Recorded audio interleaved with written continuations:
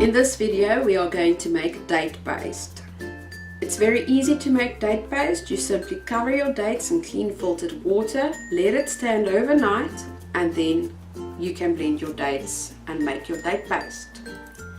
You'll need a blender or a food processor, a jar to put your finished date paste in, and a scraper. There's two ways of preparing your dates. Cover 8 to 12 dates in water and let it overnight in the water. This is to soften your dates. Or you can cover your dates with warm water for it to be ready to blend within 4 hours time. Spoon the dates into the blender or food processor and don't add any liquid yet. Don't discard your liquid, keep your liquid because you're going to use it. Blend the dates until it makes a smoothish paste.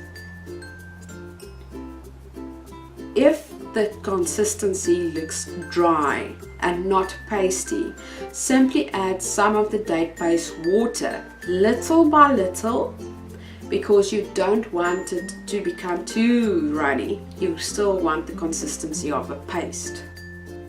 When you are happy with the consistency, it's time to jar it. The date paste looks ready because it looks like a paste. It's got the pasty consistency, and now I'm jarring it. Use the date paste to add to the nut milks or as a natural sweetener instead of using sugar or honey.